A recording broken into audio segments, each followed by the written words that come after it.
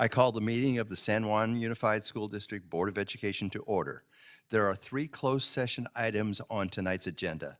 First is the conference with legal counsel, existing litigation pursuant to Government Code Section 5496.9 sub D sub 1 in 2 cases.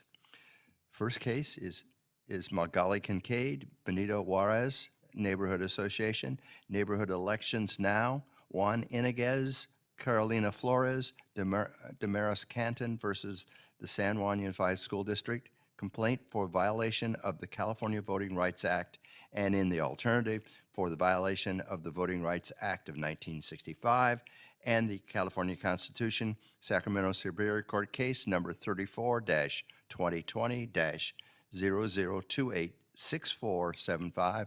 And the second case is Carolina Flores, Neighborhood Elections Now, Practitioners versus San Juan Unified School District, Paula Villasquez, in her official capacity of board president, respondents verified petition for writ of mandate pursuant to the First Amendment, the California Constitution, the California Public Records Act, and the Ralph M. Brown Act, and complaint for declaratory and injunctive relief, Superior Court case number 34-2021-8000-3644-CU-WM-GDS.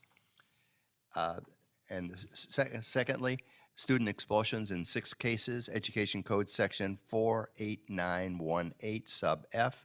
And finally, collective bargaining matters, discussion with negotiator Ken Kern, superintendent of schools, regarding CSEA Chapter 127, general operations support, chauffeurs, teamsters, local 150, transportation supervisors, teachers, and certificated supervisory units, and regarding non-represented groups, management and confidential units, Government Code Section 54957.6. We do not have any speaker cards on closed session. We will now move into closed session, and we will return to open session at 6:30. Good evening. I call the meeting of the San Juan Unified District Board of Education back to order. The meeting is being audio and video recorded, and the recording may capture sounds and images of those attending this meeting. The recording will be posted on the district website. Board meetings are being held in person in the boardroom at the district office, and the public is welcome to attend. Alternatively, the meeting may be also viewed on the district's YouTube channel, where it is being live streamed. Please stand and for the presentation of the colors by the Del Campo High School Air Force ROTC.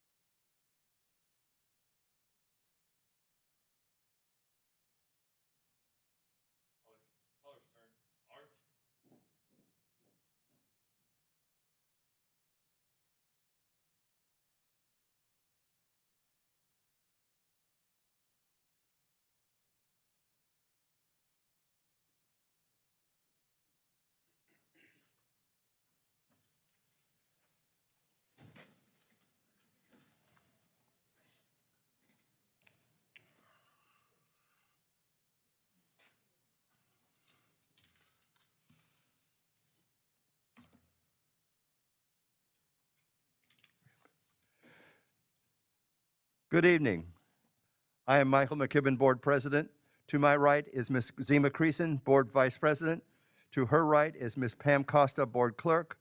And to her right is Mr. Saul Hernandez and Ms. Paula Villasquez, Board Members.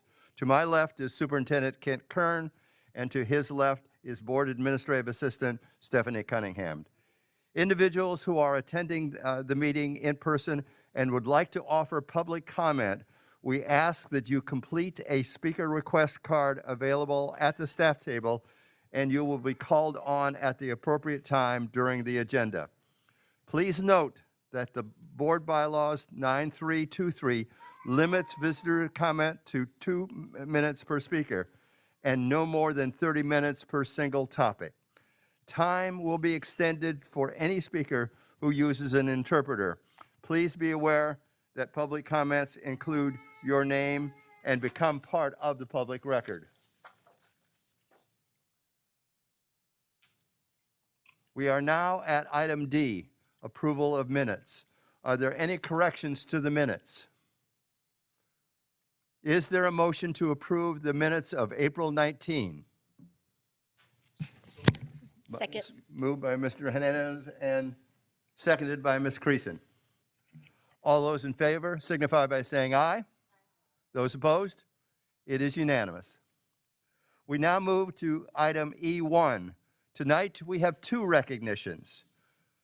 Let's begin with the California Day of the Teacher, Mr. Oropalo.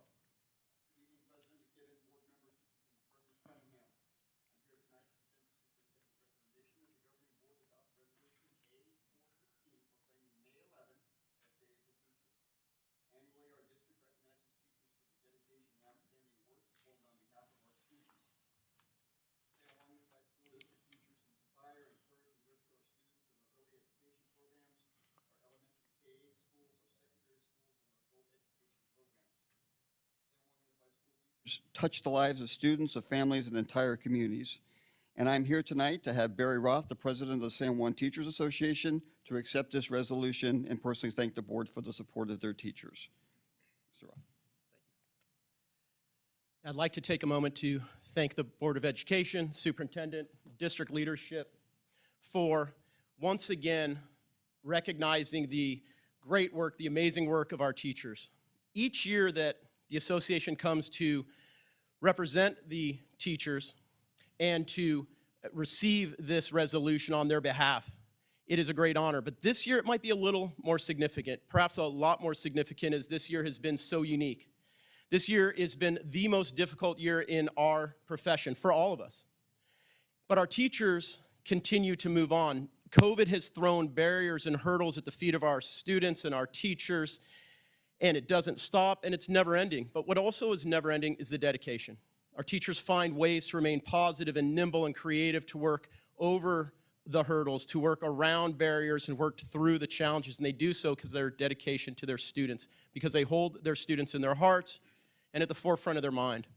And they do so that they can provide San Juan students with the very best education possible.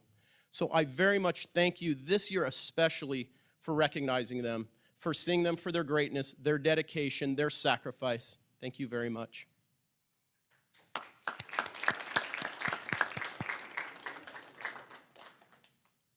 Is there a motion to adopt Resolution A415 proclaiming May 11th as the California Day of the Teacher? So moved. Is there a second? Second. Second by Ms. Villasquez. It has been moved and seconded. All those in favor signify by saying aye. Those opposed, it is unanimous. Thank you, Mr. Paulo and Mr. Roth. So on behalf of the Board of Education in San Juan, thank you very much for all you do. This is a resolution. Congratulations. Thank you. Once again, thank you very much.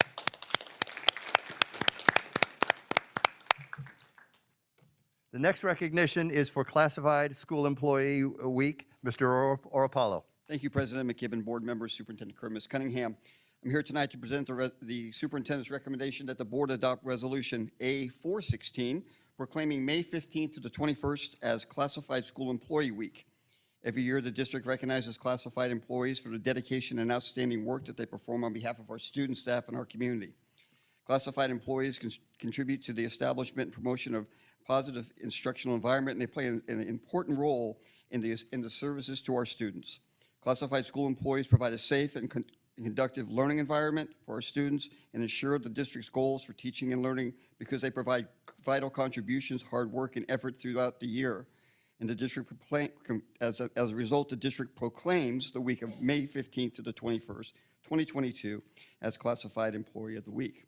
And I'm here tonight. I'm pleased to introduce Mrs. Adara Gunn, the president of Local Chapter 127 of the California of CSEA, and she is also here tonight with many members of her executive board.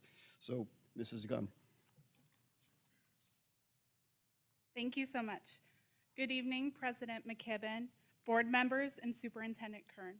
It is an honor to stand before you tonight and accept this recognition on behalf of more than 2,100 classified school employees in San Juan Unified School District. I have had the amazing pleasure of serving on the Chapter 127 California School Employees Association Executive Board for the past 5 short months, alongside 11 other wonderful, unique individuals. In this short time, I have had the privilege of working with and learning so much about our diverse work groups. From custodians to food service workers, instructional assistants to fiscal technicians, school controllers to licensed vocational nurses, and so much more. It has quickly become apparent to me that these individuals completely exude professionalism, passion, dedication, integrity, a positive attitude, and so much more. Classified school employees make it happen for our teachers, administrators, students, and communities. We get it done. We build connections, inspire others, and keep our students learning. We are essential. Again, thank you so much and have a wonderful evening.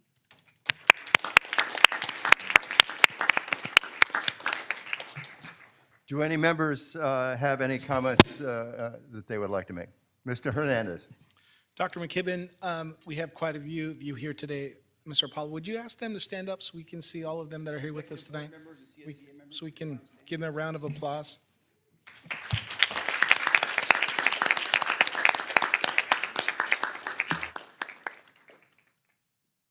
Okay. Ms. Creason. Just thank you for all you do. I won't take a whole lot of time, but just all the appreciation in the world for all that you do. I don't think that most people understand the breadth of what CSEA covers and what that really means to learning and keeping the education going. And you had a real hard time just along with everybody else as we're trying to work through the pandemic. So just so much appreciation for all of you. Thanks for all you have done and what you continue to do. Anyone else? Okay.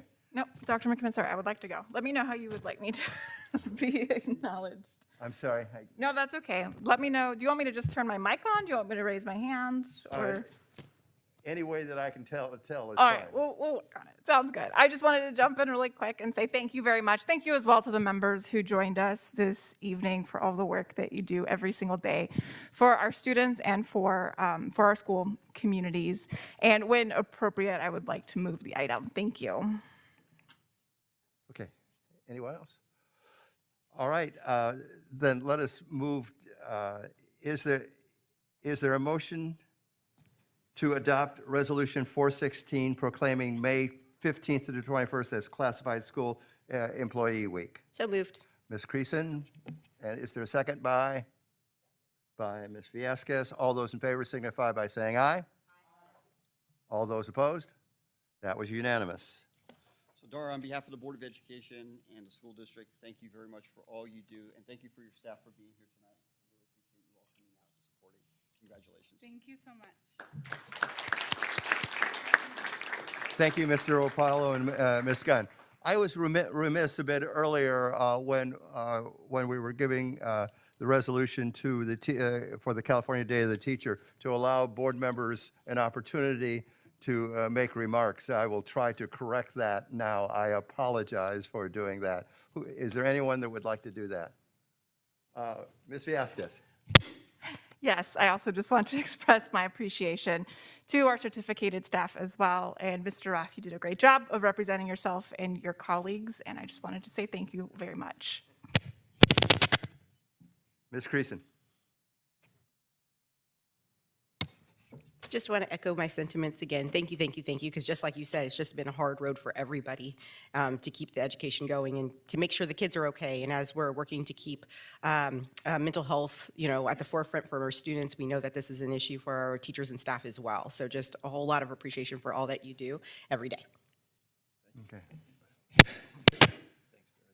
Again, thank you, Mr. Roth, and one more round of applause.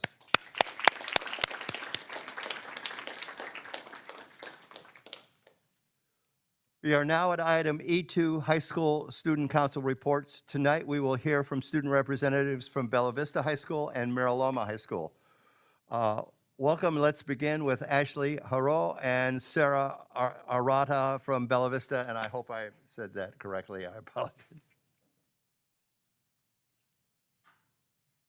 Good evening, President McKibben, members of the board, Superintendent Kern, and Ms. Cunningham.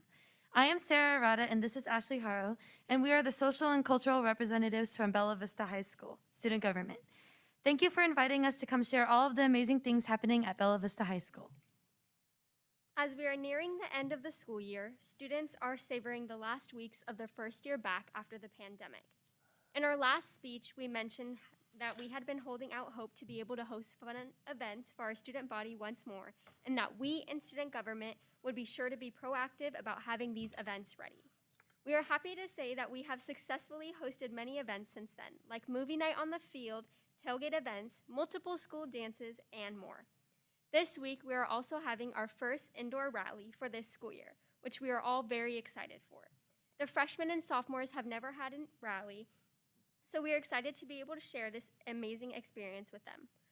With all the excitement going on, especially as the seniors are cherishing their last month in high school, the school environment feels uplifted and finally back to normal. As you may know by now, at Bella Vista, me and Ashley host monthly awareness months to help educate and inform students on social issues.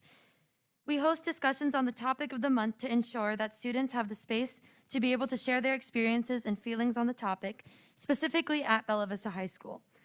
This month, we are having our LGBTQ+ Awareness and Celebration Month, a Pride Month for Bella Vista. Since we are not in school for all of June and seniors graduate on June 2nd, we decided to celebrate Pride Month here in May.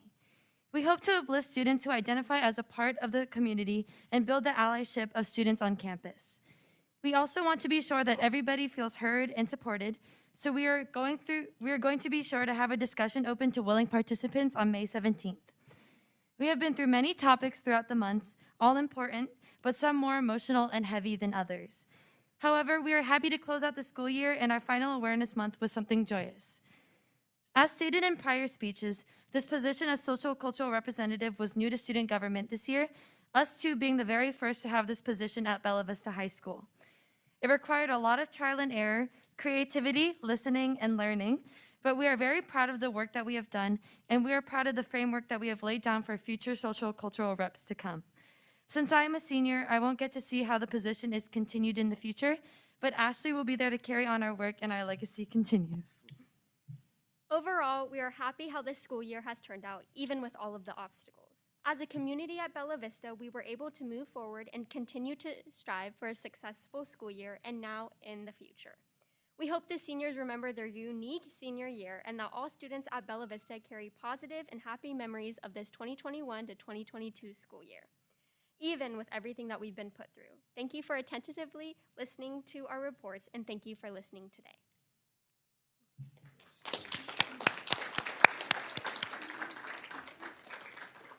Are there any board members' questions or comments? Ms. Viasquez.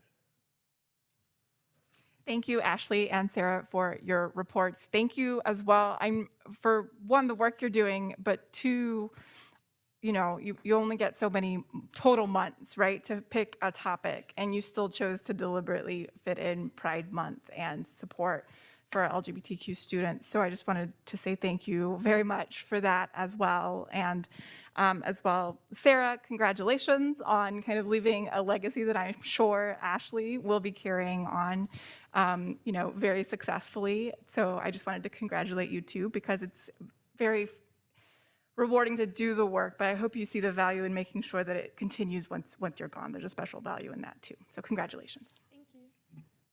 Okay, Mr. Hernandez, I'll get it, Hernandez. It's okay. Thank you so much for the report. It's great to see things are happening back to normal, if you will, at Bella Vista. And want to wish Ms. Arate success as she goes on to Fordham University, New York, to pursue an acting career. So when you get the Oscar someday, remember us at San Juan, okay? Okay. Ms. Greason. It's so bittersweet. So excited and happy for both of you to end it kind of normal year, more normal-ish kind of year, and we finally got there. But really going to miss you up there. You two have done an amazing job. As I've shared with my colleagues, we've talked offline, and they have brought up some really great topics, including raising awareness of gender-neutral bathrooms, great ideas about lunches, really thoughtful and walking the walk, not just talking the talk, you know, really doing what you can in the way of change. And it's demonstrated with, you know, we're not going to be in school in June, so we're going to do Pride in May. That's, you know, that's leadership. That's exactly what leadership looks like. And you have the brightest future ever, and you inspire me so much. And if any of us, I'm sure, but I want to put it out there, if I could ever be helpful, I'm here for you. And just thank you for all you do. It's all very, very exciting. Thank you so much, you. Siva. Okay, thank you, Sarah and Ashley, appreciate it.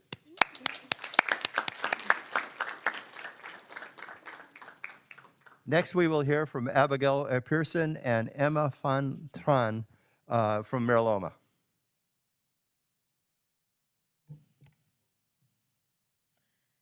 Good evening, President McKibben, members of the board, Superintendent Krim, and Ms. Cunningham. My name is Abby Pearson. And my name is Emma Pham Tran, and we are representing Mariloma High School. We are more than excited to tell you about how much has been happening on our campus these past few months and overall as our whole entire year. We have had a great amount of activities since we last spoke. Some small activities on campus include painting tote bags to promote campus sustainability on Earth Day, and Mr. Kuzmich's American Government class hosting a mock election on campus on April 22nd to help get students aware of registering and pre-registering to vote in upcoming elections. Some other events we would like to talk about in more depth include Sportsorama.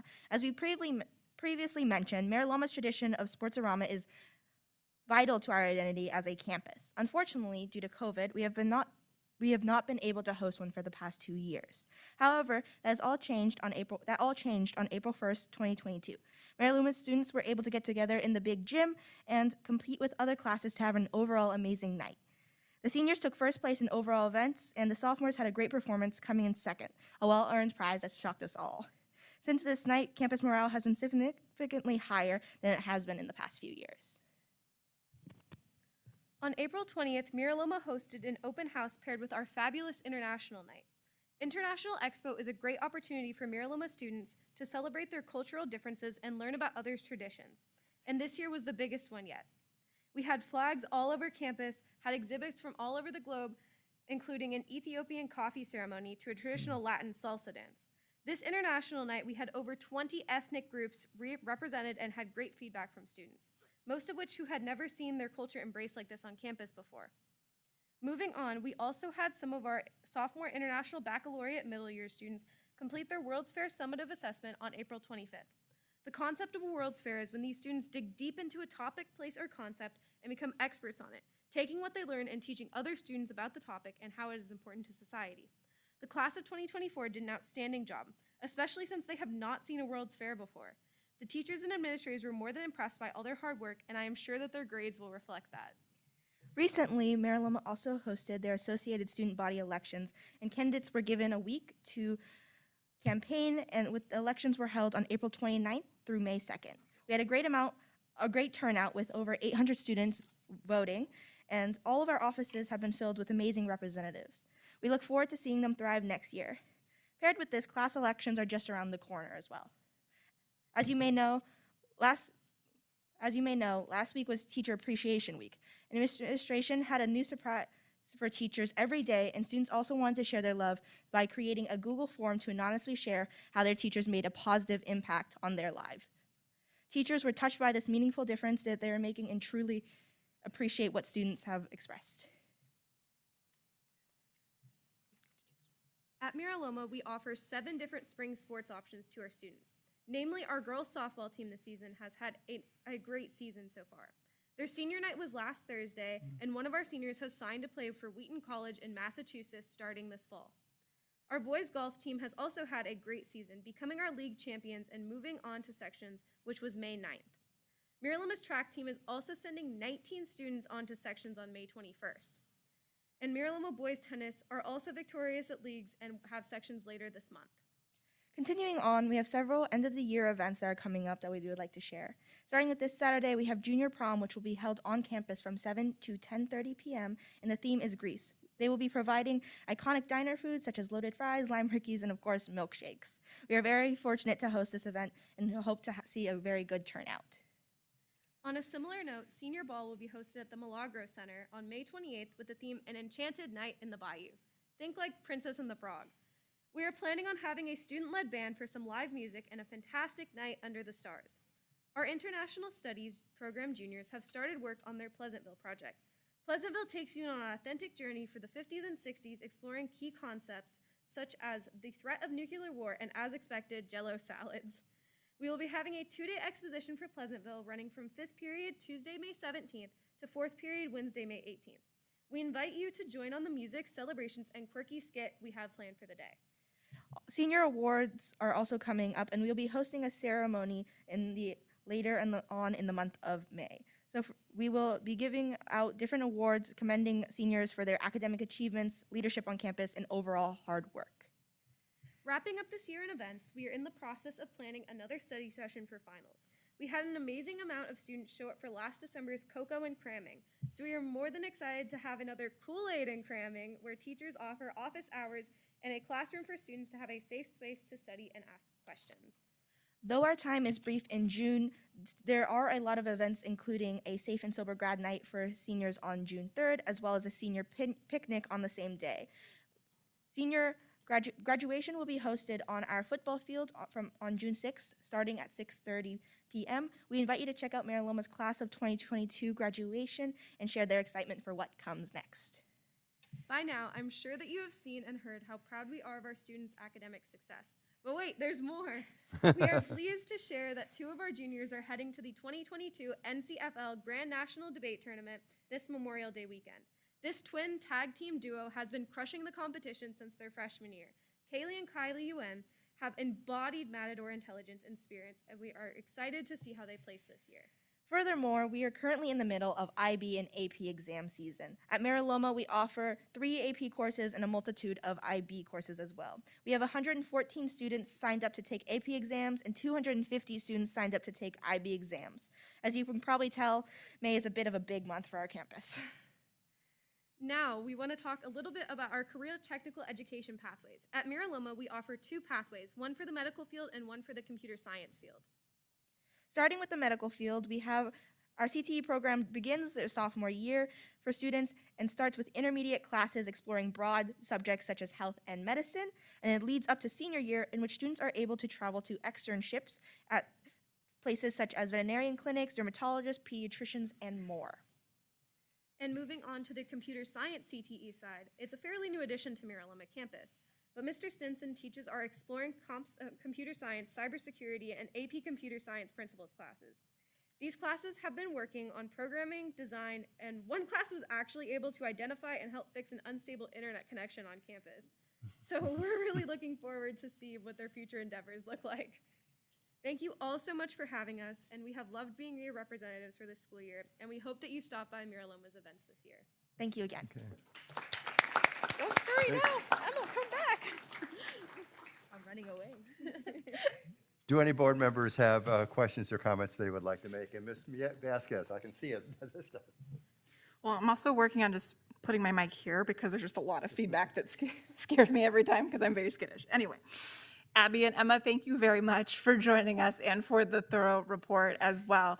I had a lot of reactions, and one I just want to, I think I'll start with, really glad that that CTE program is paying off in real time, helping solve internet issues, but more importantly, really excited to hear that important traditions like Sportsorama made its way back. Thank you for keeping those alive and going forward. I know that was deliberate and took a lot of work, but I just want to express my gratitude, particularly as a Matador myself. I know how important each of those events are, especially to school culture in the spring. And I also just wanted to express gratitude for the student body and your report out in participating in the Teacher Appreciation Day and really offering feedback to the adults on the school community. I'm sure that it was very much appreciated, but it just shows the character of you and your peers that you all thought to do that. So thank you. Any others? Yes, Ms. Creason. This will be your last presentation too, and I'll miss seeing you. And thank you for all the time and the effort that I know that you spend to deliver these reports, and all of your involvement in your school community. You're really appreciated. The voter registration really excited me. That is so awesome. Get out there and vote. Love it. And you talked about the morale boost that Sportsorama provided your school community. And I really appreciated that language because there's been tremendous moral injury over the last couple of years. So to hear that language really touched my heart. And I'm just so happy that we're getting back to that spot in a safe way.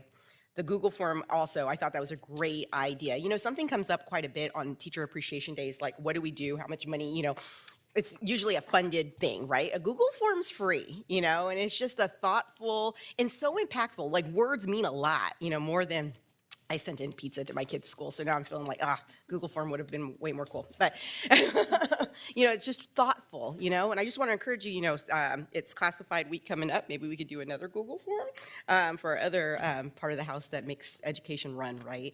But that's absolutely wonderful. So again, just so happy to have you here. Wishing you the best this summer and all the events through May. You are absolutely very, very busy. Would love to start getting the invites for your events again. I know I've spent some time on your campus, but I would love to come back and participate in all the fun stuff that you have going on. Okay. I wanted to ask you about Pleasantville. I was there a couple of years ago. I can't remember how long ago it was because of COVID and so forth. And it's on May 17th and 18th. Do you know when it starts on the 17th by chance? On the 17th, it should start during fifth period. So Fifth. I believe fifth period starts around 1 p.m. And right after lunch, 1 o'clock, something, okay. All right, yeah, I remember it very well, and it was very powerful, and I'd love to come back to it again. Trying to get some cars this year, too. Oh, yeah. Yeah, students have been working very hard, so we are excited. So Okay. we'd love to have you. Okay, if nothing, Abby and Emma, I want to thank you for coming and talking. We'd like to thank you for your reports and for being here tonight. Student voice is very important to the board. You are welcome to stay for the remainder of the meeting, but we realize that you have homework and busy lives. So if you need to attend to those, this is a good time to return to other things that need your attention. Thank you very much.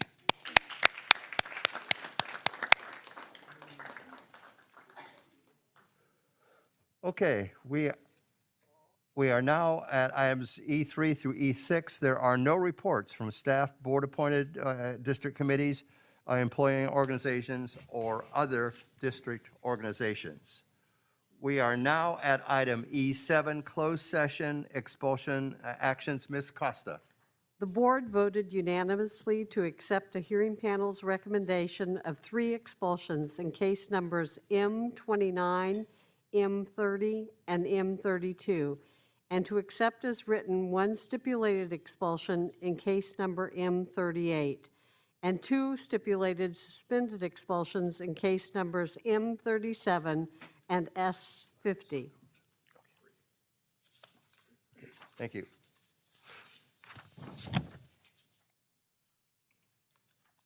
We now move to visitor comments. We do have 3 speaker cards for general visitor comments, and Mr. Kern will read the order of those. And now I'd like to read, if you would like to, I would like to remind the public that comments are limited to 2 minutes. The clock on the screen counts down the time. Under the Ralph M. Brown Act, the board is not allowed to comment on items that are not on the agenda. So we are not ignoring your comments. We just can't respond to any individual comments. The superintendent can refer items to staff who can follow up with you. Mr. Kern will assist with facilitating the public comment. We will start with Marina Gable, followed by Gus Murphy.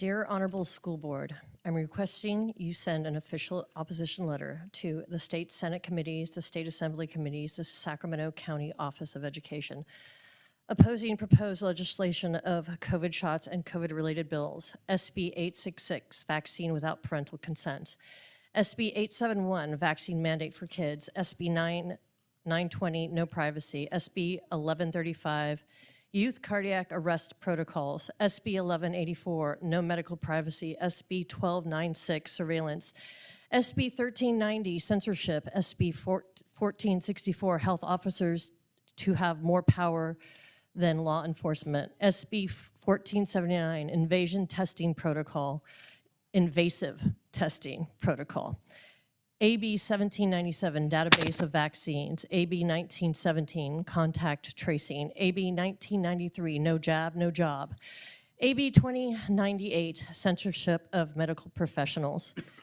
Everybody watching, please look those all up. So even though the school district and the state are not currently requiring COVID vaccines, and even though SB 871 and AB 1993 are currently on hold, just know that they are only withdrawn but not defeated. I'm not sure how much background you have on SB 277 in 2019, which was the removal of our religious exemptions for vaccines. That one as well was on hold. Then in the middle of the night, through some legislation voodoo, it passed on through without anyone looking. So that's where we are coming from. Even though these bills are not required as of this moment, the legislators are absolutely not done with it yet. That is why I'm here. I'm not sure how many of you are aware, but there has been a lot of information coming out recently, especially from Pfizer. Their clinical trial data information was released last month. And if you just take a glance at it. Okay. We're going to go on. Thank you very much, Ms. Gable. Very good, thank you. All right, next up is Gus Murphy, followed by Luam Naizi.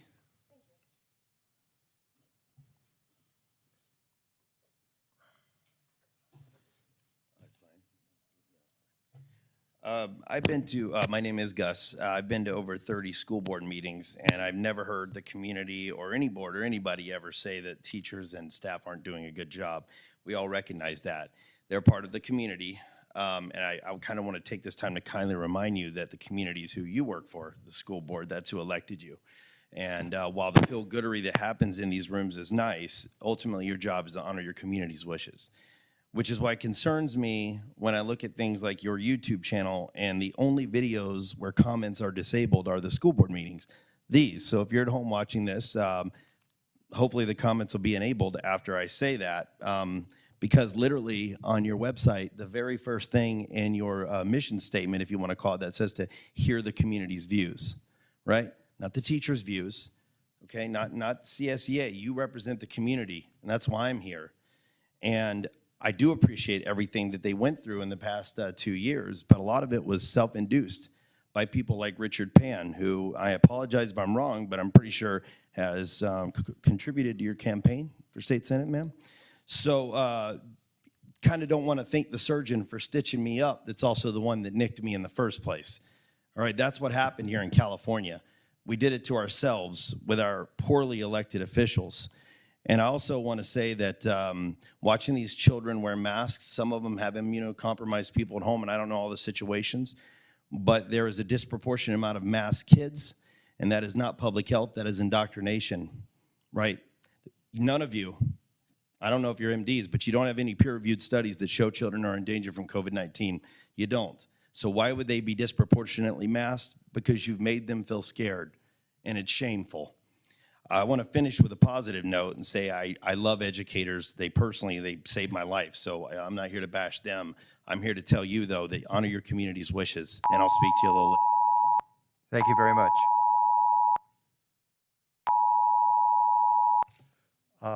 Hold on, let me reset this. Okay. Luam, you are next, and I'll let you say your last name so that I don't make a mistake. Push the, It's good now, it's good. good, right into the mic. My name is Luam Naizki. So Good evening to you all. I'm a sophomore at El Camino Fundamental High School, and currently my school only offers credit recovery classes and jazz band as 0 period. And 0 period classes are basically classes that are offered before school, if you didn't know. This is important because students who are able to take these classes are able to expand their academic capabilities, which makes them do better in school. Schools like Rio Americano and Bella Vista have these 0 period classes, which enable their students to have higher academic achievements. And additionally, since school start times will be pushed back to 8:30, it gives students chances to take more before school, and students who are unable to commute to school because of their parents having to do their jobs before school, it gives them a chance to use their time productively before school, which brings me to my main point, which is we need a bigger budget for teachers so that they may be able to teach these classes. Teachers, they can't work if they aren't paid properly for their effort. And this right here is a petition, 86 students, 17 total staff members, including the principal, saying that we should be given a bigger budget so that these teachers may be able to properly teach the students. And I know that for students like me who have experienced learning loss due to COVID, this is at least a small step towards a big change. Thank you very much.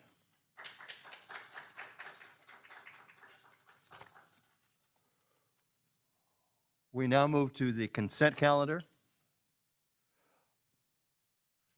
Do any members wish to remove any members from, remove any items from the consent calendar? Seeing no hands, is there a motion to approve items G1 through G10? Moved by Mr. Hernandez. Is there a second? Second by Ms. Creason. It has been moved and seconded. All those in favor say aye. Any opposed? It is unanimous. We now move to the business items. And up first is the Career Technical Education Update. I1, Ms. Schnepp, and Mr. Wolf.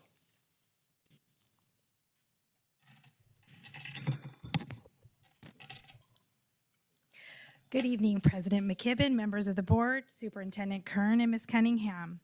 The superintendent is recommending the board review updated information related to the district's career and technical education programs. Over the past 6 years, there have been significant contributions of funding from federal, state, and local funding sources. As a district, our goal is to provide CTE programs that support our students with both college and career opportunities. With me tonight is Director Brett Wolf of College and Career Readiness. Also with us is Del Campo's Chief Scott Schneider and John Crawford. At this time, I would like to turn this presentation over to Director Brett Wolf.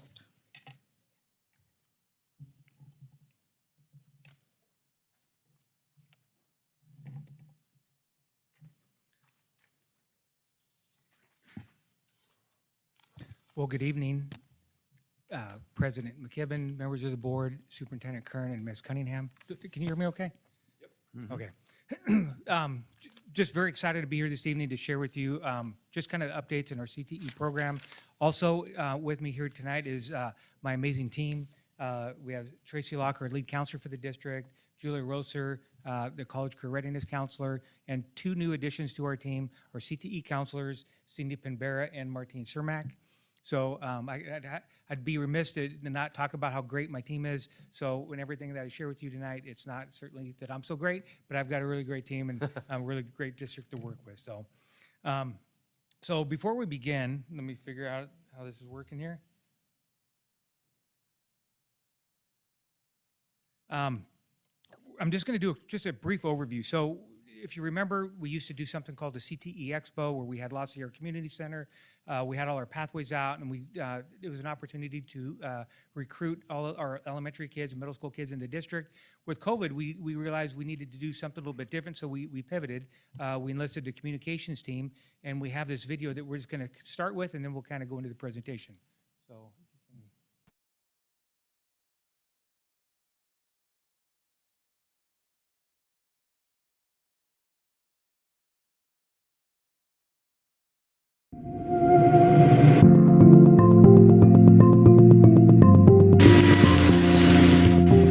San Juan Unified's Career Technical Education Program, CTE, provides students with nearly 20 different classes that can lead to careers right after high school. We look at labor market statistics, and from that then we pick pathways where students can get employed. These skill-specific classes include, but are not limited to, broadcast and video production, culinary arts, automotive technology, medical and dental assisting, agribusiness management and marketing, engineering, and fire technician. It's super fun. We already got to dress in all of our turnout gear and our coats and our helmets. We've got to use the fire axes and stuff like that already. I've always just wanted to go through and do stuff with cars. During my freshman year, I did Metal Shop 1 and I really enjoyed it, and so I wanted to go into Metal Shop 2, and I really like it so far. You learn all the basics about starting a business and what goes into your business. The goal of the program is to do more than introduce students to engaging careers, but rather teach them skills they can use for a lifetime. It teaches you public speaking and responsibility and how to really get involved with the community. So for like right now for high school, I just took it so like in safe side, I may don't find any other job or anything, so I may go for the dental. I joined the robotics class because I was trying to not only get into programming, but trying to turn it into something that I can do in the future. I figured I'd learn, and with our SurfSafe certificate, I know it's going to help me get a job. CTE creates motivated and skilled leaders to better our community. Being in the office, making people smile, that's just a dental thing, Yeah, I want to do it. I want to be a fireman. I didn't know that my freshman year. Kind of joined this class looking for something fun, something out of the ordinary, and sure enough, I loved it and stayed with it for 4 years. I picked this class because I knew I had an interest in the medical field, and this is a really good pathway to it. It looks really good on college applications, job applications. I'm not sure exactly what I want to do, but I think that the ag classes here have really laid out options for me. It's just a really good career to go into, and even if you just have a little bit of interest and you really think that you might like that, just take the chance. So the good news is next year we're going to plan to do another CTE Expo. Just one of the things we actually learned, though, when we did the CTE Expo, we did it in the evenings, if you remember, and we realized that we were really excluding a large number of students. So next year we're going to do it during the school day. We're actually going to bus students in. We don't know how many students for 8th grade and 7th grade. We're going to bus students during the school day. So all the students, nobody will be limited on who can see what we're doing in the district. So you've got several handouts, so I'm going to refer to this one, and I'm not sure if that's Appendix B. Yes.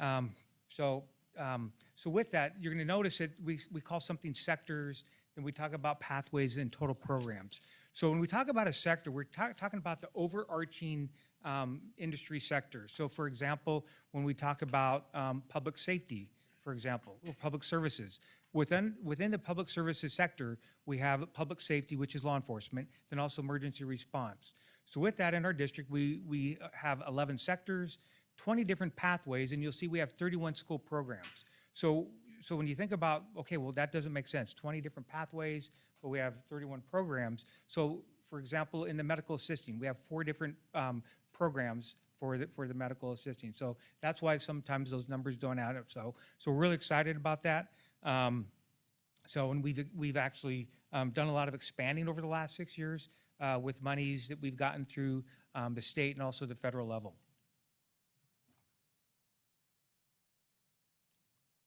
Now, as far as goals, obviously we have a lot of goals that we always try to achieve. So the biggest one that we try to do is what we call a completer status. So a student that's a completer in CTE is somebody who has completed 300 hours of class time, and they've completed what they call the capstone course. All right, so typically with CTE, we've got different levels. It really depends on the school, what kind of schedule they have, whether it's a block or traditional, and really the pathway. So a lot of the courses we have, or the pathways we have, are a three-course sequence. So there's what we call the introductory class, then an intermediate or the concentrator, and then the culminating course, which is called the capstone. But to be a completer for CTE, you have to have 300 hours and complete the capstone. We also want to make sure that every one of our pathways has what we call jumping off points. And so by jumping off points, what we mean is that, and I'll use medical assisting as an example. So when a student graduates from, say, Mira Loma's medical assisting pathway, they can be employed right away. So all of our students take the NCCT exam. And so upon completion, they have the certification. They can work right away as a medical assistant. So that's one jumping off place. But they can also say, hey, you know what? My goal really is not to be a medical assistant. I want to become a registered nurse. So then they can go enroll either in a community college or a four-year school and go into the nursing field, or maybe they want to become a doctor. So there's multiple jumping off places, so they don't have to be, sometimes we say, CTEs for the kids that aren't going to college, but no, this is really what we call college and career readiness. So we want to make sure our pathways have what we call the jumping off points. When we look at the different pathways we have, we want to make sure what we call high wage, high skill, and in demand. So by in demand, we want to make sure that when we have a pathway, the labor market will actually employ these people. So every time we have a new pathway, we look at all the different labor market data that we have that's available to us, and we make sure that students can be employed. We want to make it's high wage. So we want to make sure that they're livable wage jobs. So, if you become a medical assistant, you can actually you can get an apartment, you can start having a family, so you can, get on your way. Then also high skills. So we want to make sure that, these careers that they have are something that, it's not easy to do. You actually have to, be in a class and learn. And then the last thing that we really want to do is make sure that we increase enrollment. So I have another chart here for you. And one of the things that you'll notice with this, so enrollment in high school has dropped over the last 6 years, but the percentage of students that have been in CTE has risen. So we're very excited about that. So we're continuing to recruit more students into these pathways, increase the pathways where we can, and then again, increase student enrollment. Now, I'm not going to go through all this data because, we can go through data all you want, but, the really neat thing is about if you look at this data, and again, we have, I can't remember which one is C or D, but this handout. So there's just a lot of really great data that we have, and we're really proud of the fact that when you look at the district data versus CTE data, there's really not a big discrepancy. A lot of times you think, well, the CTE kids, they're not going to be qualified with A through G or their graduation rates, and we're really proud, and then also the district demographics. So when you look at, and so I just kind of highlighted a few of them here, but when you look at the district demographics, we're very proud of where we are with CTE as far as our recruitment efforts, and we're continuing to do that. One of the biggest things that we have, and it's gotten better, but we want to recruit non-underrepresented students into pathways. So for example, say in the medical field or the dental field, we want to make sure we have males. In the auto mechanic, we want to make sure that we have females. So we have those. We want to make sure we continue to increase the underrepresented, I guess, people in those pathways. Teacher recruitment training, as you know, right now it's really hard to find any employees. CTE teachers are another example of something that's really difficult. We have 3 positions that are posted right now. And so when people leave industry where they could be making 6 figures and to come into teaching, so we got to make sure that we do a good job of bringing them in. So one of the things, though, that a lot of people don't understand is that to become a CTE teacher, you don't have to go through the traditional route that, say, a lot of us went through. I've got a bachelor's degree. I went through a 5th year of 36 units, student teaching, where they taught us all about how to write a test, how to take roll, how to classroom management and lesson plans and all that. So people that come into CTE, they don't have to even have a college degree. They have to have industry experience. They have to have enough that we interview them, we make sure they're okay. Then we work through the Yolo County Office of Education to get them the CTE credential.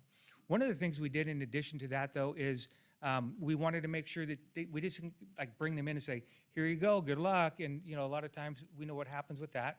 They're not successful. So we partnered with our induction program in San Juan Unified, which is very successful. So all of our new CTE teachers now go through induction. So they have a mentor or a cooperating teacher that will work with them to make sure that they learn all those things that they missed through the credentialing program. But we still have some people that come in, for example, my degree's in business, so I can teach a CTE course, and I did back, a long time ago. So we do have some people that are have single subject credentials. And one of the things we're actually working on right now is to make sure that we are competitive salary-wise. So we're working on that to make sure that we're able to offer our incoming CTE teachers a competitive salary. So one of the things that we did, we do a self-analysis of our CTE program every year. And one of the things that we noticed is that our students weren't getting what we call extra counseling services. So in the rubric that we use, CTE students are supposed to be getting counseling services above and beyond the other people. Well, we know our budgets are tight, so I knew that we can, I couldn't go to my bosses and say, hey, look, I need to hire a couple counselors. Do you have a problem with that? So we wrote a grant through the Strong Workforce Program, and so I was able to hire 2 CTE counselors. So that's Martina and Cindy. And so what they do is they offer supplemental counseling services to our students. So we like to say that our high school counselors really offer kind of like that 4-year plan, the 912. So they're really looking at that post-high school. So it's kind of a 6-year plan. And so, I think when our student speaks, you'll hear a little bit about one of the things that Cindy Pinbear is doing. We're really trying to make sure that these students, so when they graduate, we make sure that they're continuing on with their career field. So one of the things, again, we want to make sure all of our students graduate with some industry recognized certifications. There's so many of them, like the list would go on and on forever. And then they're continually getting more. So one of the ones that you're probably more familiar with is Osha. I actually had to look that up. The HIPAA one. So I know the Osha one, but the HIPAA, Health Insurance Portability and Accountability Act. So it actually means something, not just HIPAA. Then NCCT exam, that's the test that our students take, which is a nationally recognized exam. CPR, which we know. Our automotive students do ASE. Which is industry recognized certification. So when they go into a garage, a mechanic, and they have ASE certifications in brakes and transmissions, the employers know what that means. So college credit. So this is something that's really pretty cool. In fact, I just had a meeting earlier today with the young lady, Miss Arata from Bella Vista, that spoke earlier. Her mom is a dean at ARC, and we're working on increasing our dual enrollment. So just kind of if you don't know, so dual enrollment is where students get both high school credit and college credit at the same time, and they get a college transcript that they can take with them anywhere. So right now we offer about 4 different pathways have the dual enrollment. Some of the pathways, though, we weren't able to get the dual enrollment, and so we have what we call articulation. So articulation is where it's an instructor-to-instructor agreement. So for example, Ryan Tompkins, the instructor over at El Camino High School in Welding, he has an agreement with one of the instructors over at Sierra College where they say, hey, you're going to teach this class? Yeah. Okay, so you teach this class. So when the students graduate, they have to go to Sierra College, then they get the credits, but they don't actually get the transcript to take with them anywhere they want to go. So the dual enrollment is a much better option, so we're working on increasing that as much as we can, and had a very productive phone call, so hopefully I can report back to you next year that we've more than doubled our dual enrollment with the CTE programs. Work-based learning. So this is a term that we all talk about, WBL, work-based learning, and this really can take a couple different avenues. Our best, way we want to do it is we want to place them in internships or externships. There's really not a difference in the terminology. They're really interchangeable. And the other one is what we call simulated in the classroom. And really both of them are very effective. So in fact, some of the times, some of the site-based are better. For example, some of our medical kids, when they've been placed into the job setting in an externship or internship, they're just doing filing. They're not actually getting to work with patients. But when we simulate these things in the classroom, they can practice their EKG placements. They can take blood pressures. They can take all the vitals. They can do a lot of these things in the classroom, which actually have better experience than sometimes in the job placement. So we have both internships outside and inside. So here's a couple of pictures. So here's a picture of San Juan High School. So here are students working on a car. Wouldn't it be any different if they're doing it in the car or in the classroom or actually in the shop? Automotive, though, they have a high success rate of getting kids placed in the job market in internships. Here's a picture of our culinary a couple years ago, pre-COVID. I think it was a KVIE Christmas dinner. Again, so here's students as a part of their class, they're working basically in their industry. And here's a video. Don't worry, as you see this, it may be a little alarming. This is approved by risk management. So here's our fire department, the emergency response in action.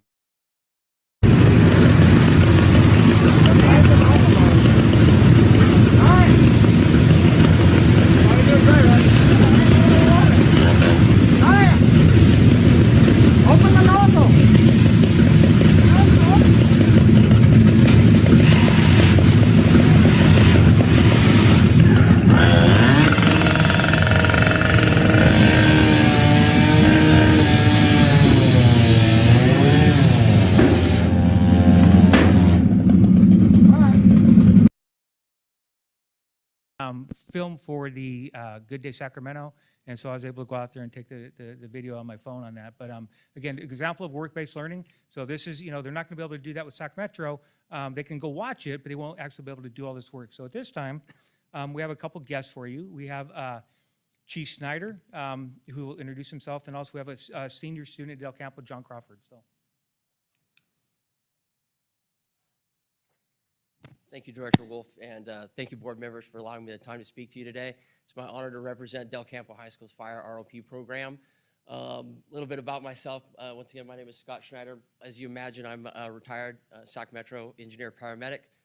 I served for many years until sustaining a job-related injury that ended my career. Unfortunately, it didn't end my passion for the fire service. And so when this opportunity came up, I jumped at the chance to share my passion for the fire service and affect the next 30 years of the fire service by teaching young people to do the job that I loved. A little bit about our program. It's a 3-block pathway, Fire Tech and EMR 1, 2, and 3. Basically, our program is divided 50-50 between Fire Tech fundamentals as well as EMS. Some of the advantages of our program, some of the highlights of our program, we're A through G authorized. We're also dual enrolled at American River College in both paramedicine and Fire Tech. We have currently 2 classes, PMed 105 as well as Fire Tech 300.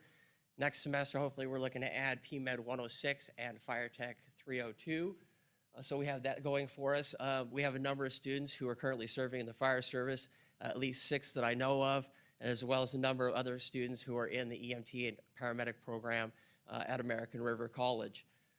Some of the other options, or some of the other things we have available, we offer a wide variety of certificates. We offer our students BLS CPR cards, bloodborne pathogen cards, sharps handling cards, drug dosage calculation, as well as drug administration cards. And we also give them some life skills, some things that they can use in their day-to-day. We teach them to tie ropes and knots. We teach them to be responsible, conscientious, hardworking, dedicated, things like that. That's my surreptitious goal with these students. Yes, we can teach anyone to pull a hose or start an IV or assess a patient, but what we really need to do is develop these young people into great young people. Some other things that we offer, our program is proud to have. We have a burn card that you saw in the video there. We have 2 medium definition dummies. These are dummies that will respond, pupil response, breathing rate, lung sounds, pulses, blood pressures, bowel sounds, everything you can possibly imagine, so they can use these to assess use their assessment skills in both medical and trauma. I'm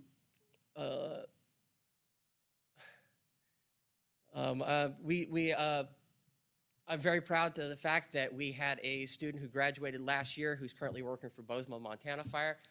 He came back and taught a class to my current students on fire ground hydraulics. So we got to kind of bring it full circle. So we're very, very excited about that.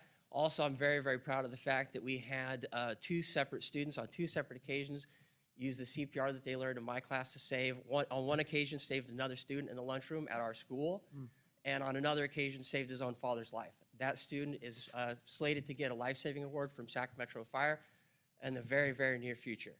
So we're super proud of those students. We're super proud of the students they've become. We're looking forward to, of course, getting more students involved in the fire service. Statistically speaking, a very, very, very small percentage of students and individuals will go on to serve in the fire service. So the fact that we have 6 currently serving is very impressive. We're only a 4-year program. It probably will take them 3 years after they get out of our program to even meet the eligibility requirements in terms of age, getting a paramedic card, getting an EMT card, and then the year it takes to get hired. So we're very excited about what the future holds for the program. Additionally, we have some other things coming up. We are currently in the process of developing an MOU for a work share program with Sac Metro Fire. The goal for that will be students who are completers in Fire Tech 1, 2, and 3 will have the option to take Fire Tech 3 a second time for credit. That will be an optional class, and they will basically be out in the field with crews, responding to EMS calls, responding to fires in a safe manner. They'll probably stay inside the fire engine, but they're going to get that experience. They're going to get training with the crews. They're going to learn what it's like to live and work in a firehouse in close proximity to a wide variety of people. They're going to learn what it's like dealing with the public in a wide variety of people. Everyone gets sick, so they have to learn to deal with everyone. So one of the fine examples of students we have, I have a student here, John Crawford, today. He's a senior in my program, and he'd like to share with you his experiences in the program. Good evening, everyone. My name is John Crawford. I'm a senior at Del Campo. I'm in the Fire Tech program and the ROTC program there, and I'm completing both courses. My experience, I started ROTC my freshman year and thought that's the way I wanted to go. But once I realized how great Fire Tech was, I filled it in my junior year since we have the block schedule, and I was able to take the class 4 times. I'm completing it right now, and I just want to say it's one of the greatest classes I've ever taken. I'm getting dual enrollment credit, and I just enrolled for college classes at ARC with the help of Ms. Cindy Pembera. When I went to talk to the counselor, she was pleasantly surprised that I've already taken PMed 105, and I'm currently taking Fire Tech 300. Yeah, it's a great class. Does everyone have any questions for me?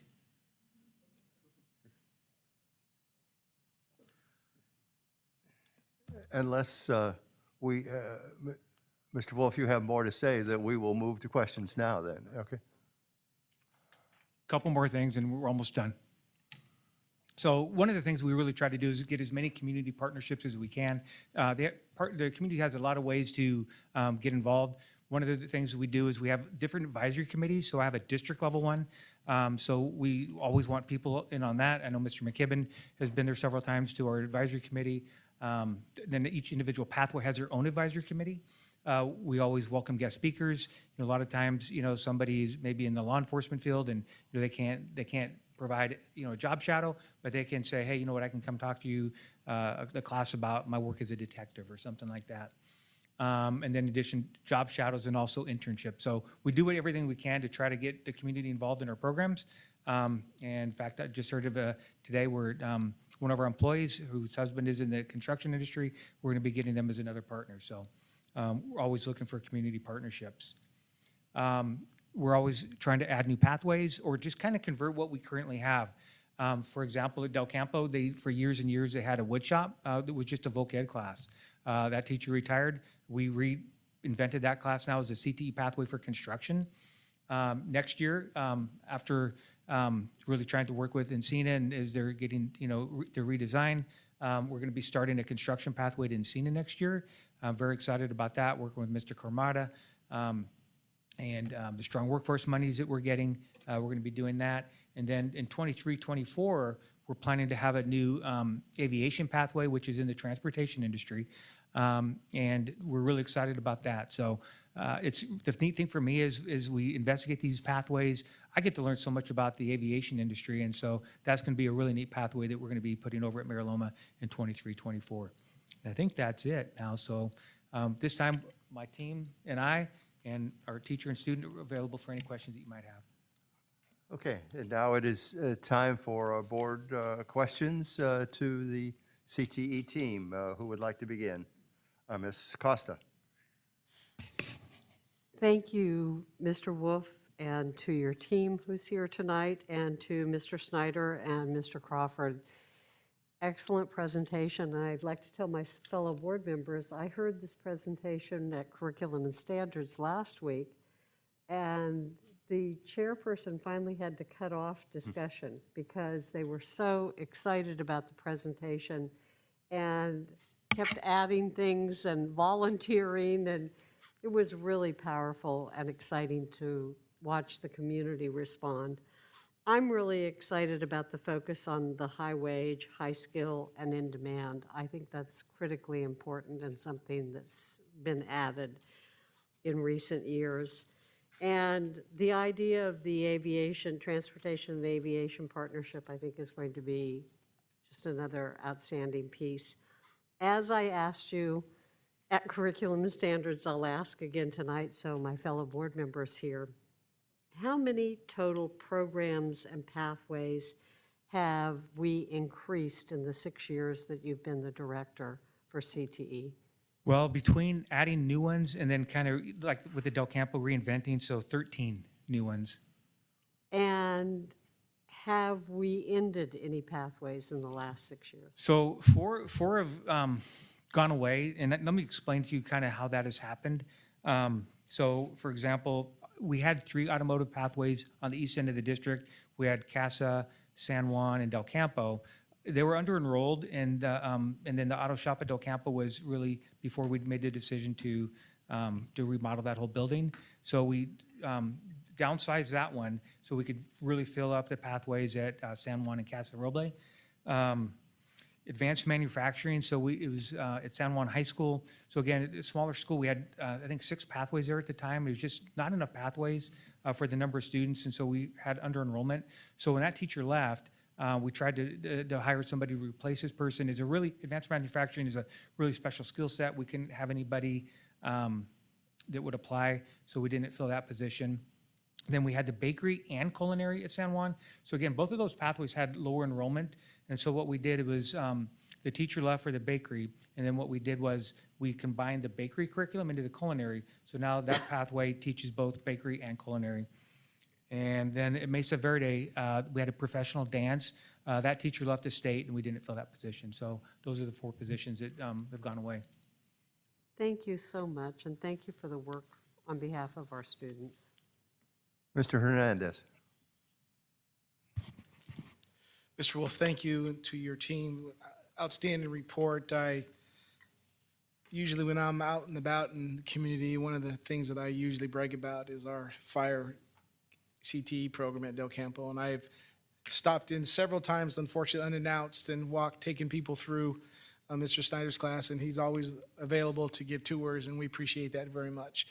I have a question, Mr. Wolf, that you don't have to answer it now. I'm just wondering, is there a possibility that a person who's a student at, let's say, Encina, that CTE fire department is not offered at Encina, could they possibly go to Del Campo if they had the means or the transportation to participate in that CTA program? Is that been looked at? Is that a possibility? Yeah, so what we've done basically, so if a pathway is full, in other words, for example, at Mariloma High School, the medical, there are so many students at Mariloma that want to take the medical, there's no room for any outside students. So a couple years ago, there was room and we allowed outside students in.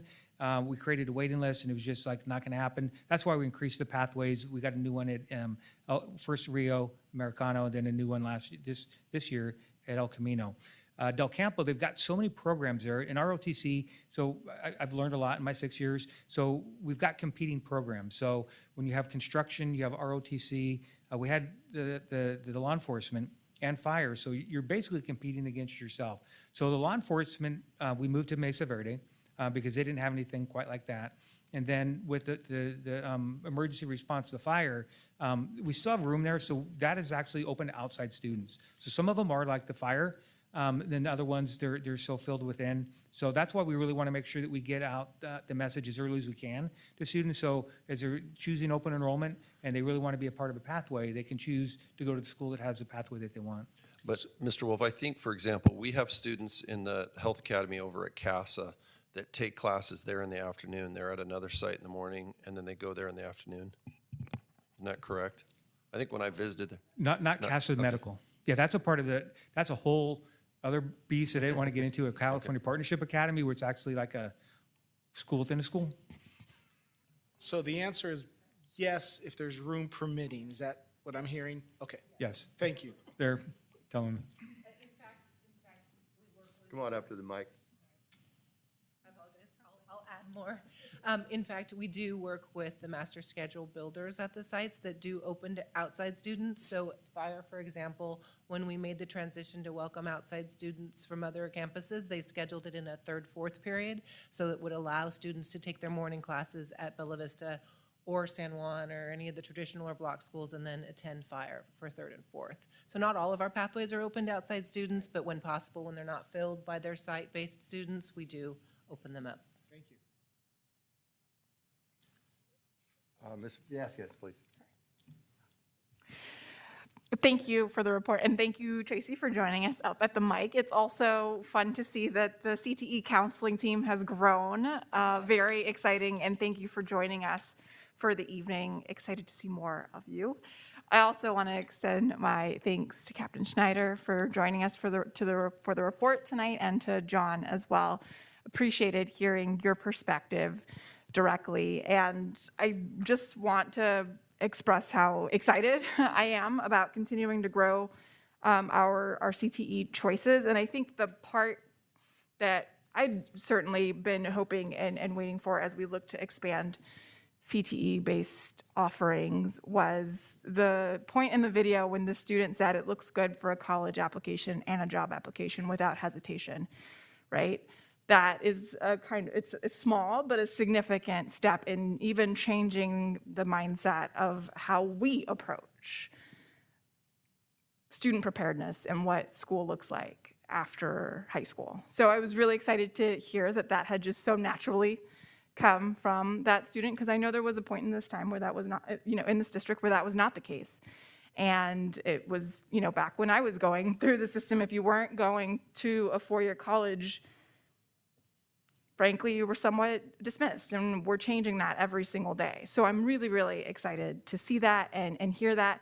And I'll also just want to add on that the dual enrollment components have so many significant pieces to them and go a long way in even making higher education attainable and affordable. And we didn't, it wasn't a direct dual enrollment, but when I went through Mira Loma's IB program, and then later on in college, when I was, encountered a significant medical crisis, it was because I had all of the credits that I'd gotten from high school that didn't cost me an extra $15,000 to finish my education. That's very meaningful, and of course now it's much more expensive. But just want to highlight those things and just express my appreciation. I actually am going to be keeping this. If you've got an extra pretty colorful one, I will take it off your hands because I'm going to reference it frequently because I discuss very often across our community a lot of our programs, and so just want to say thank you very much. Yes, Thank you for the presentation, and I love this topic. So I'm going to try to be brief. I have the notes from your actual presentation and from when I reviewed the board binder, so I'm going to do my best to combine them all. So first I want to start with a couple of questions. It's my understanding that we do offer apprenticeship programs. I didn't see that mentioned in, I saw internships reference, but no, we don't. No apprenticeships. We offer 2 apprenticeship programs for adult ed, but not through For ours. adult ed. That's where I got that. Okay. Love apprenticeships because if they're working, they should get paid. Just going to throw it out there. And I'm just wondering, have we adopted? I think that's the word. The multi-craft core curriculum. Am I saying that right? I'm not sure because I'm not familiar then with probably not. Okay, just curious about that. Yeah, right, that's a no. Just curious.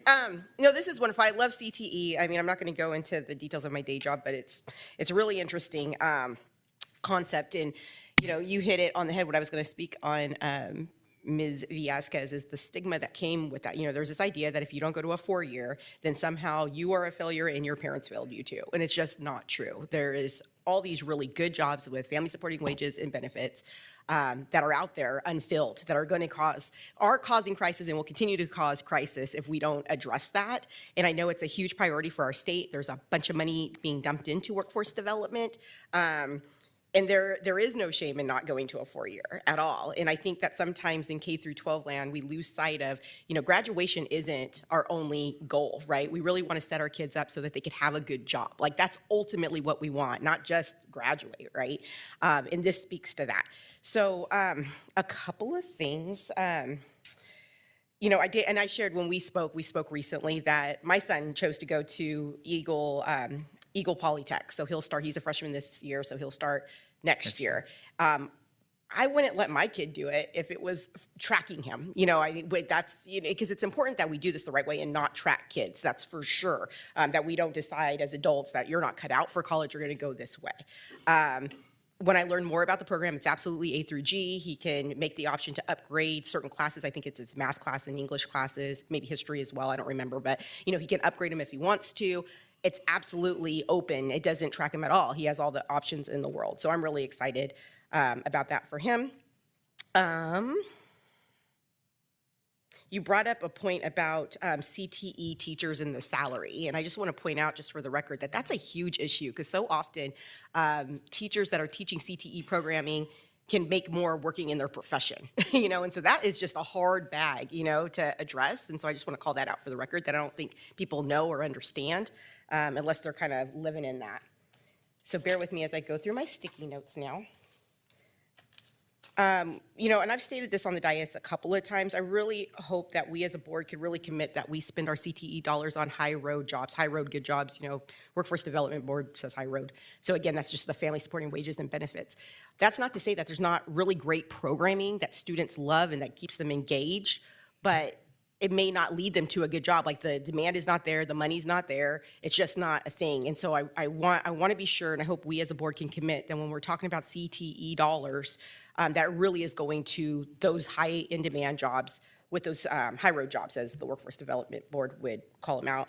And a couple of those include what we are doing, 2 of them, but I don't think we're doing one, is the manufacturing, certainly healthcare, but education hasn't really come up. I would love, if we're restructuring some of our CTE programming and we're getting new dollars, and I know that a bunch of money's coming in from the state, if we could create an education pathway. I mean, we know that there's been a huge education shortage for many years pre-pandemic. Now it's only getting worse. That would be huge. I mean, we know that we want more diverse teachers. What about putting a education program at Encina instead of construction, or along with construction, Just something to explore. I don't know that I really have any answers, but I think that would be something really special. Yep. We've actually started that conversation. Ed Burgess and I have had that around the pathway. One of the challenges we face is student interest. And the interesting thing is, and I see the ladies nodding their heads, that you don't see a lot of kids in high school saying, I want to be a teacher, unfortunately. But we have had that conversation, and we've actually had the conversation, how could you create a pathway that may have some incentives beyond high school? So it's something that's there, and maybe, again, having a conversation with some of the folks on a different time about what's their take on those high interest jobs, because I think we as adults see it, and we see the need. We're just not, you got to grab the kids too. You got to recruit them. Yeah. No, that makes a whole lot of sense, and I have some ideas about that. I don't know if they're good ones, but maybe we can talk about it. Still going through my notes. Bear with me, only like 2 more stickies. I too would love one of those maps that Ms. Viesquez pointed out in color. I think it's great. And I think that's enough. And I'll just say, I just appreciate all you do. I mean, I love talking about CTE programming. It has such tremendous potential for our students, and I would love to see more in our adult educational program as well, because we know we have so many adults, especially newcomer families, that in their home country, they were doctors and lawyers, and they have to come over here and be Uber drivers. That portability and transferability of competency, is huge. So I think that we can really make a change in our community if we could just really lead people to economic mobility, and this does that. So just thank you to you and the team for all you do. Thank you. Couple of observations. One is that I guess it's been 3 weeks ago, I had the great honor of speaking at the Certificate of Bioliteracy program. And one of the things that I was struck by was how many people were talking about the courses and pathways, if you will, that language was significant at. And many of those happen to be in the areas of career technical education. For example, emergency services, agriculture, things like that did not necessarily, we think of language as for the college bound, but in fact, I was wondering, is in our counseling, in our work with people in CTE, are we doing any way to combine the pathways related to language and that sort of thing and encourage folks that are doing that and knowing just how important language is, language capacity might be in CTE coursework? So I guess the simple answer is no, but so as you know, with the new graduation requirements that are coming up, students are going to have 2 years of a world language. So with that, so our students are going to have that. But right now, we don't have the bandwidth to integrate a different language within the CTE pathway. But I think, having language capacity is what we're talking about.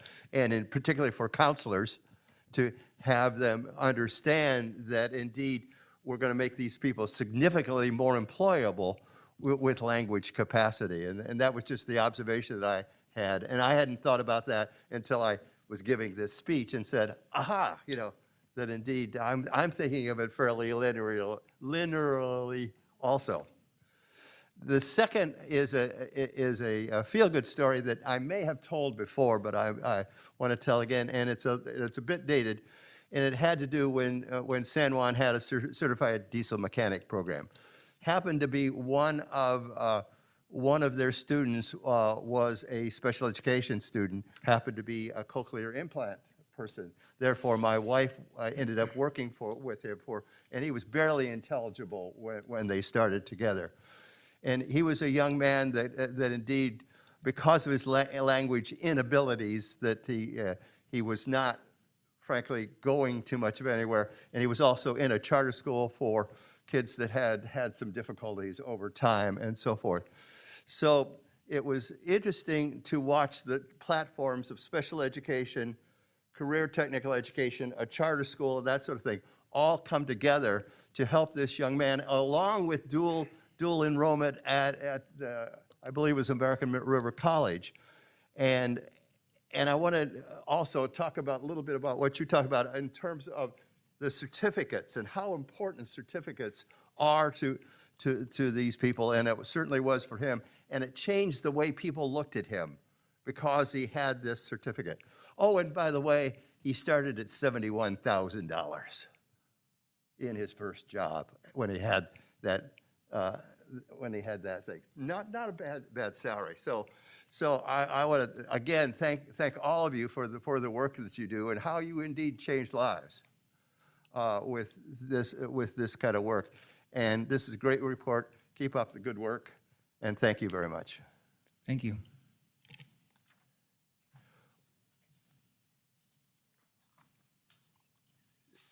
If I can get back to my notes now, we move on to I2, A through G completion. And Ms. Schnepp? Yes, the team is going to stay with me. Although, Mr. Schneider, if you guys want to exit now, this would be your opportunity.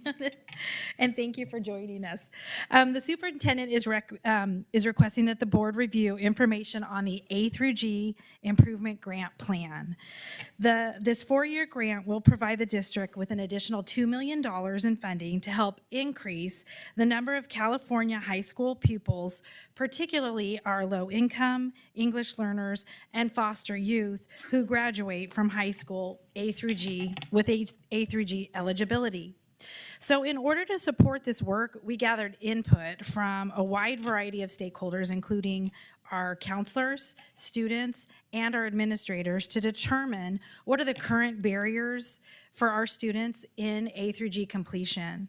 And based on that feedback, here are some of the highlights that you'll see in the plan that will be included with that $2 million in mind. The highlights include support training for high school counselors on entrance requirements for college, to pay testing fees for unduplicated students in AP and IB tests, pay registration for teachers to attend AP course trainings, increase credit recovery sections both during the school day and also after school, provide additional college and career technicians at 2 of our high schools, provide additional days for counselors to work with students who are credit deficient and sign them up for summer school and have them ready, increase dual enrollment sections at each of our sites, and also provide an administrator to support our high schools with the A through G completions. So the information is also in the plan that's provided for you in I2. We are here to answer any questions, and then this will come back at our next meeting for action. It needs to be at 2 different meetings. So we're here to answer any questions you may have. Are there any questions from board members? It does not appear that there are any questions. Thank you very much, and we look forward to this item coming back to us. Okay, thank you. I'm sorry. Consent, is that a possibility? Consent? Has to come on through.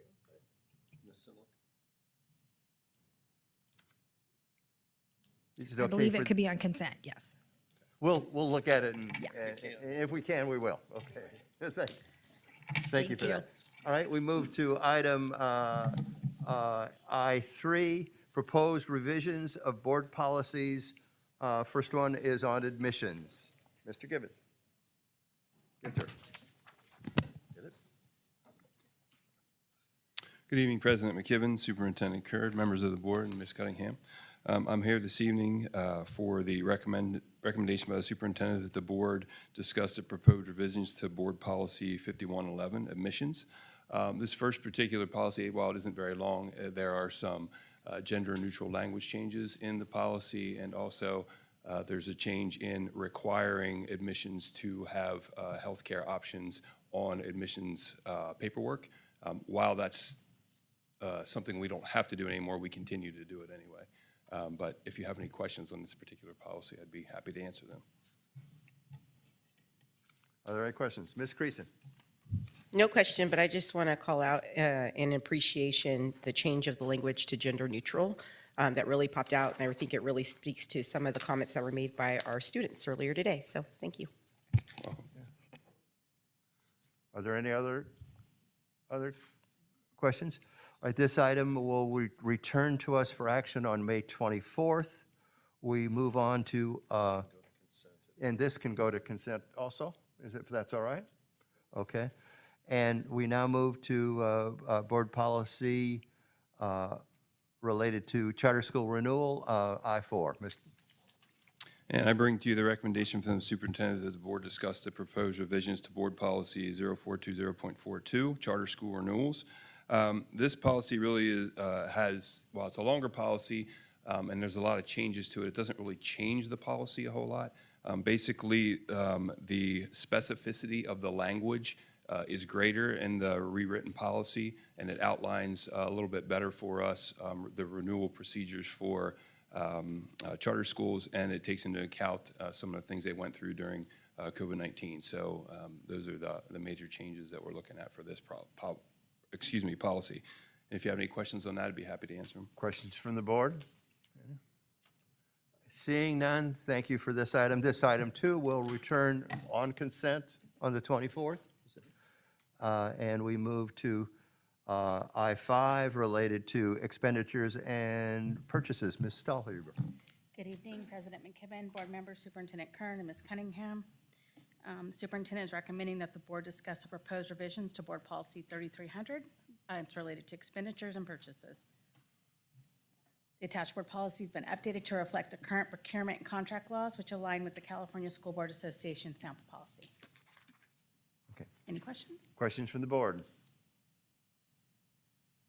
Seeing none, this too will return on consent on the 24th. Okay, thank you very much. And the next one relates to bids. Superintendent is recommending that the board discuss the proposed revisions to Board Policy 3311. Bids, the attached board policy has been updated to reflect the current procurement and contract laws, which align with the California School Board Association sample policy. Questions from the board? Seeing none, this too will return on consent on the 24th. Okay, and now we move to item 7, I7, related to uniform public construction cost accounting procedures. The superintendent is recommending that the board discuss the newly proposed board policy 3311.1, uniform public construction cost accounting procedures. The attached newly proposed board policy reflects the current procurement and contracts laws, which align with the CSBA's association sample policy. Questions from the board? Seeing none, again, this one will return on consent on the 24th. And moving now to contracts. Superintendent is recommending that the board discuss the proposed revisions to Board Policy 3312, contracts.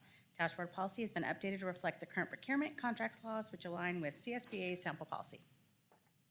Okay. Any questions or comments on this one? Again, once again, on consent on the 24th, and thank you very much for these. And we move now to item I9 related to San Juan Supervisors Association proposal for successor contract. And this will be presented by Mr. Kern. Thank you, President McKibben, board members, staff, and community. I'm here tonight to present the San Juan Supervisors Association proposals for the 22-23 reopeners. Their proposal was presented to the board for discussion on April 19th.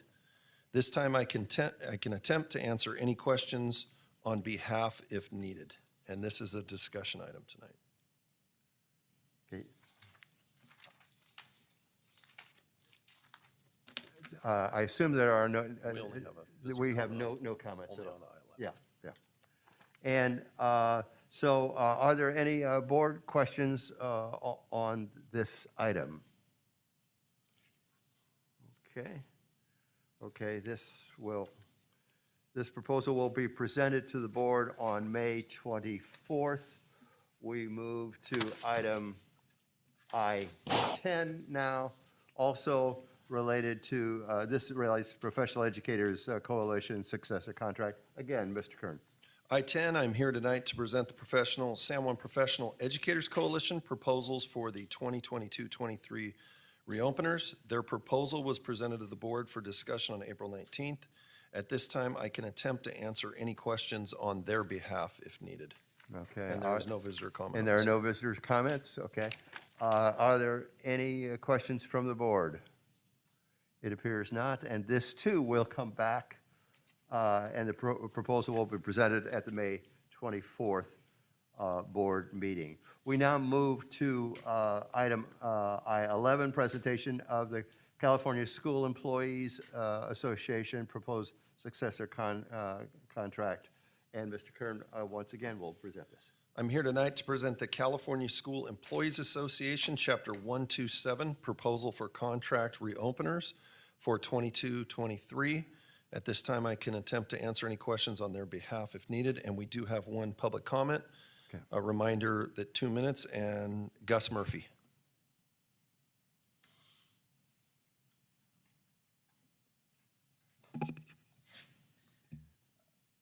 Thank you. Yeah, my name is Gus Murphy. It is my understanding, I don't know if this number is accurate, I know you can't respond, but I heard there was like 40,000 students, and is that number's high? Anybody not? Okay. And I've also heard there's about 15 people online, and I'm in an empty room. And there's two ways to interpret the lack of action here. You could interpret that the community or the parents just simply don't care. But I don't look at it that way. I look at it as though they elected you, and they trust that you're going to do the right thing, and that's why they're not here. And the reason that I picked 111 to comment on is obviously the board and the superintendent, you're responsible for bargaining against the California School Employees Association and the California Teachers Association on behalf of the community's wishes and representing the community at large. My concern, Ms. Villasquez, is that on your website you have listed them as endorsers of your campaign for state senate.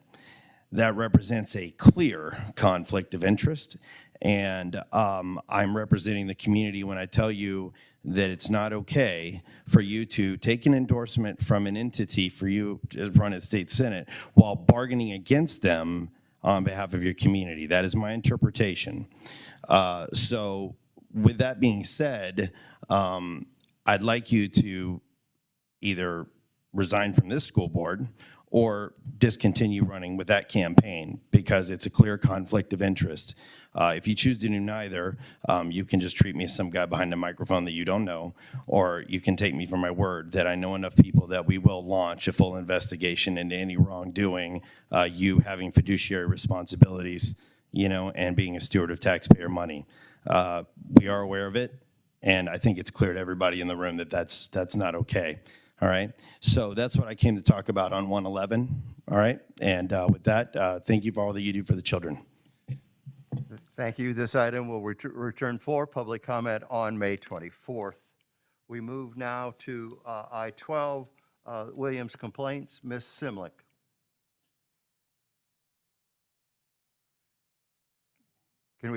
Gus, can we get mic on before Ms. Simlick, please? It's on now? Okay. Oh, Yes, there it is on. All right. Good evening, Board President, Board Members, Superintendent Kern, and Ms. Cunningham. Education Code, Section 35186, requires the district report to the board at a regularly scheduled board meeting concerning any Williams-type complaints and the resolution of those complaints that have been filed with the district. There was one Williams Act complaint that was filed in February 2022, alleging that the district's requirement that students wear masks during school was a violation of the Williams Act and their students' freedom to choose. The complaint was investigated and a response was provided March 29th, 2022. The investigation determined that the requirement to wear masks was not subject to Williams Act complaint. However, the response did provide the complainant with the legal authorities for the district's requirements to make students wear masks. There were no other Williams complaints filed from January to March 2022. Thank you for your report. We move now to item J, board reports. Are there any board reports? Ms. Costa.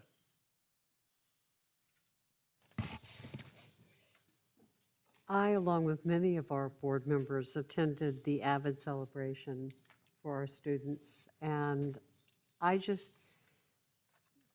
have attended, I think, almost every AVID celebration, both as a principal and a director, and then now as a board member, and there isn't a time that I don't leave with tears in my eyes and great pride for the program that we have for our students that allows them to have that level of support and to listen to the determination and grit and, I guess, heart of every one of the students that spoke at this celebration and the celebrations in the past just tells me that this is something that is so good for our students, and I'm so grateful that our district provides it. The other end, I went to Kids Art at the park, and again, it was so much fun to see the kids with their parents doing art projects.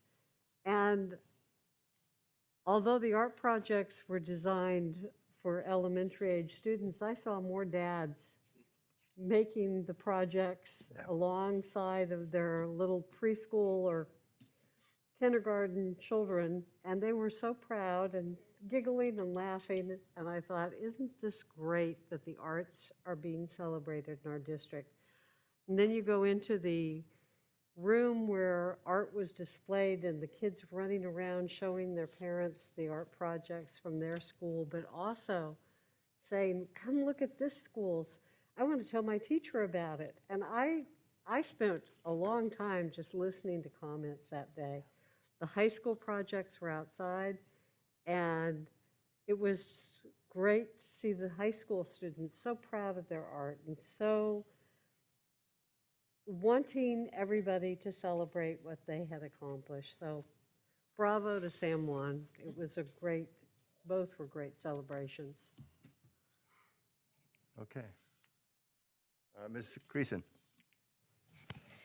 I was able to attend the Spirit of San Juan Awards, and it was just wonderful to be in person and do that. And it was very, very touching, definitely welled up with tears a couple of times.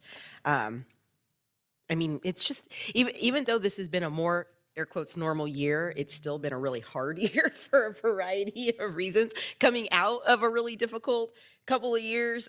So I don't know, it really just warmed my heart, and it was a wonderful event. And so it was exciting to be in the room with folks. And it was really, I was kind of fangirling with Tina Makua, because I did not realize that she was an alum of our district, is her daughter. And for those of us that grew up in Sacramento, that grew up on 102.5, way before Good Day, she's got our hearts. So that was wonderful.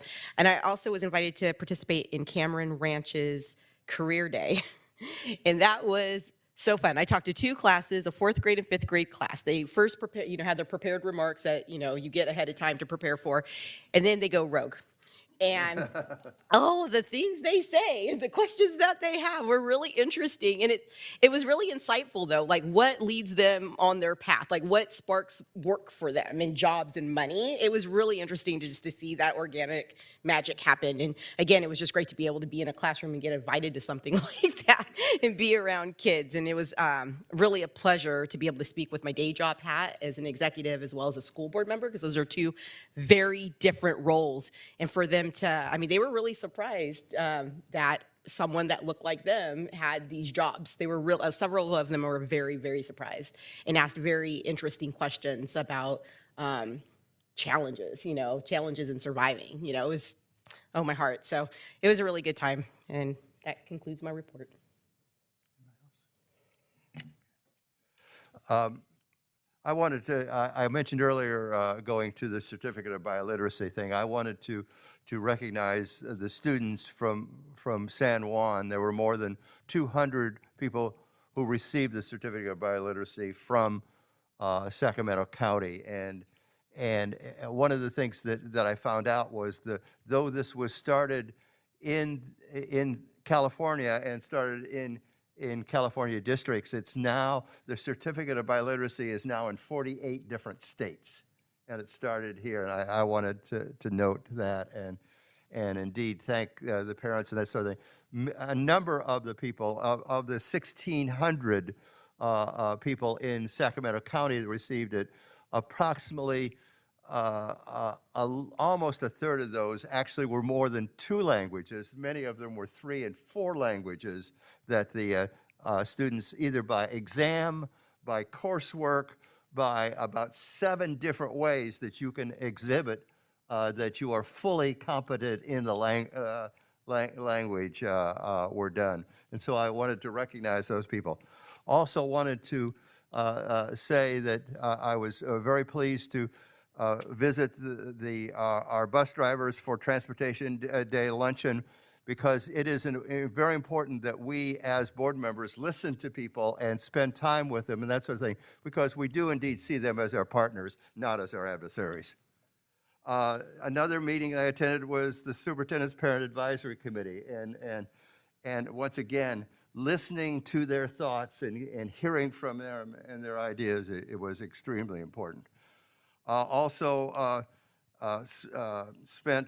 had lunchtime with Sacramento San Juan Educational Foundation, and I've been with them for the last 2 months. Incidentally, for one of our board members, you're up for the next 2 months, so forth. So I don't know who that is right now, but we're trying to, again, once again, another group that we listen to and see as our partners. Wanted to say that also the Kids Art thing was done at the Fair Oaks Library this time rather than in the park and so forth. And what I was amazed was, again, was the size of the crowd and how much fun people were having and so forth. And wanted to note that 36, I counted work from 36 different schools being presented, and how you could watch these kids dragging their parents in to see their work, and it was wonderful to see. The week before, I had been at Mesa Verde High School and watched high school students doing their own original works as monologues and dialogues and plays that they had written and so forth. And it was also great to see them showing off and some of their posses coming and hearing them and supporting these kids as they gave these presentations. Also spent a while at the Sun Run and so forth. Did not run in the Sun Run, I might add, and so forth. Just before I came here, we started at the middle school track at Bella Vista, and I want to tell you, it was cold out there and rainy and so forth. But it was also, again, well over 1,000 middle school kids showing off, and how the incredible proud that their parents were showing in that. Finally, I want to thank Zima for doing Spirit of San Juan. And for everybody that covered for this week and last week, thanks to Stephanie for listening to me whine for a week and so forth. And I appreciate all of you that helped me test, helped me finally get negative again, and add a little appreciation. Yeah, thank you.